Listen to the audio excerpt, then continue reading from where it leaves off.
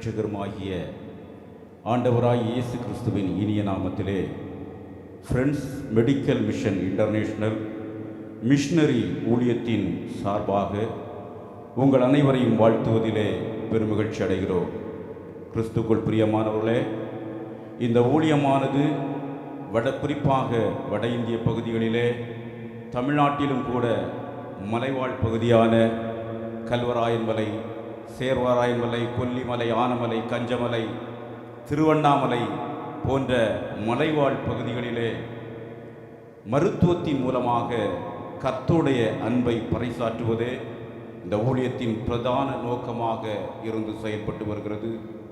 இந்த திருச்சபை சார்ந்த சில மருத்துவ பிள்ளைகள் கூட இந்த ஊழியத்தோடு இணைந்து வட இந்திய பகுதிகள் மற்றும் தமிழகத்தில் கூட மலைவாழ் பகுதிகளிலே வந்து மருத்துவத்தின் மூலமாக கர்த்தருடைய நாமத்தை மகிமைப்படுத்தி வருவதற்காக கர்த்தரை ஸ்தோத்தரிக்கிறேன். கிறிஸ்துக்குள் பிரியமானவர்களே, இந்த ஊழியமானது தொடர்ந்து கர்த்தருக்காக பல மைல்கல்களை சாதிக்க நீங்கள் இணைந்து ஜெபித்து வருகிறீர்கள். அதற்காகவும் உங்களுக்கு நன்றியை தெரிவித்துக் கொள்கிறோம். எழுதப்பட்டிருக்கிறது, நம்முடைய ஜெபம் எப்படி இருக்க வேண்டும் என்று வேதத்தை நாம் சில இடங்களிலே நாம் பார்த்தோமானால், ஜெபம் என்பது விண்ணப்பமாக இருக்க வேண்டும். ஜெபத்திலே நாம் கடவுளுக்கு கட்டளை கொடுக்க கூடாது. நாம் பணியாற்றுகின்ற பள்ளிக்கூடங்கள் வளாகங்களில் கூட ஒரு லீவ் லெட்டர் எழுதணும்னா நாம் எப்படி எழுதுவோம்? தாங்கள் தயவு கூர்ந்து. விண்ணப்பம் என்றாலே விண்ணப்பம் பண்ணுதல், கெஞ்சுதல். அதாவது ஜெபம் என்பது விண்ணப்பம். கர்த்தரிடத்தில் நாம் ஜெபிக்கும் போது அவருக்கு கட்டளை கொடுக்க கூடாது. அதுபோல பிரச்சனைகள் நமக்கு முன்பாக நிற்கும் போது நாம் ஜெபிக்க கூடாது, அப்பொழுது கட்டளை கொடுக்க வேண்டும். அல்லேலூயா. நம்முடைய வாழ்க்கையிலே பிரச்சனைகள், போராட்டங்கள், பாடுகள் இவைகள் சூழ்ந்து நிற்கும் வேளைகளிலே அவைகளை எதிர்த்து கட்டளை கொடுக்க வேண்டும். ஆண்டவராகிய கிறிஸ்து கடலிலே சென்று கொண்டிருக்கிறார்.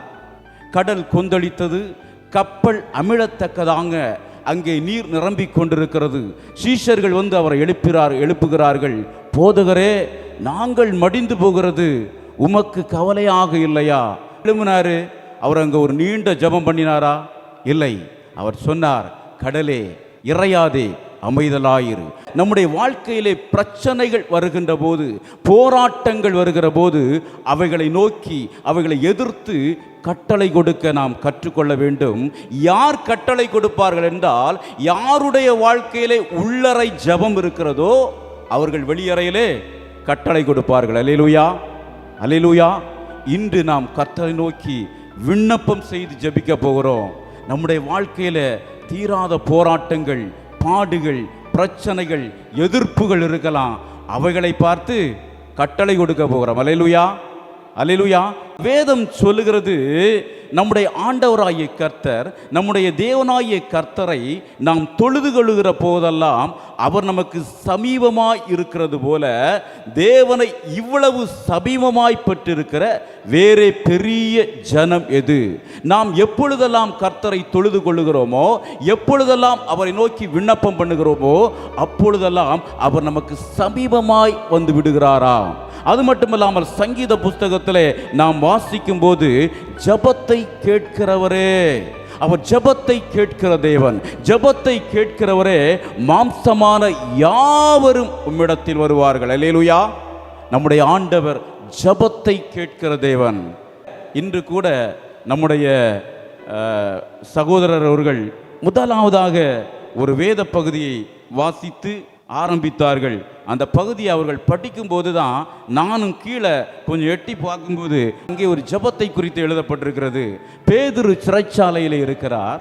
சிறைச்சாலையிலிருந்து பேதுரு விடுதலையாக வேண்டும் என்று சபையார் கூடி ஜெபிக்கிறார்கள். அவருடைய ஜெபம் கேட்கப்பட்டது. பேதுரும் விடுதலை ஆயிட்டாரு. இப்போ அந்த ஜெபித்த வீட்டு முன்னாடியும் வந்து நிற்கிறாரு. வந்து நின்று கதவை தட்டுகிறார். அந்த அப்போஸ்தலருடைய நடபடிகள் 12வது அதிகாரம் 13வது வசனத்தில் பேதுரு வாசற்கதவை தட்டின போது ரோதை என்னும் பேர் கொண்ட ஒரு பெண் ஒற்று கேட்க வந்தாள்.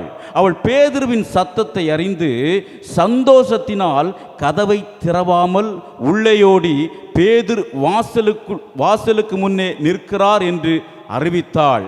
அவள், இந்த பெண்மணி, பேதுரு வந்திருக்கிறார், நம்முடைய ஜெபத்தை கேட்டு கர்த்தர் பேதுருவை விடுதலை செய்திருக்கிறார், பேதுரு வந்திருக்கிறார் என்று இந்த ரோதை என்ற பெண்மணி உள்ளே போய் அறிவிக்கிறாள். ஆனால் 15வது வசனம், அவர்கள் நீ பிதற்றுகிறாய். என்ன சொல்றாங்க? எதுக்காக ஜெபம் பண்ணாங்க?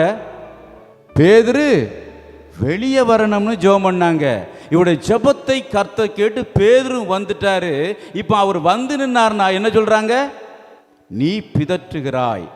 நாம் இப்படிப்பட்ட நம்பிக்கையோடு ஜெபிக்க கூடாது, உறுதியாக ஜெபிக்க வேண்டும். இப்படிப்பட்டவர்கள் 16வது வசனத்தில் பேதுரு பின்னும் தட்டி கொண்டிருந்தான், அவர்கள் திறந்தபோது அவனை கண்டு பிரமித்தார்கள். இன்று நம்முடைய ஜெபத்தை பார்த்து நாம் பிரமிக்க போகிறோம். அல்லேலூயா, அல்லேலூயா. நம் ஜெபத்தை பார்த்து நாம் செய்கின்ற ஜெபத்தின் மூலமாக நம்முடைய குடும்பங்களிலே, நம்முடைய பகுதிகளிலே ஒரு பெரிய விடுதலை உண்டாக போகிறது. இந்த விடுதலையை பார்த்து நாம் பிரமிக்க போகிறோம். அல்லேலூயா.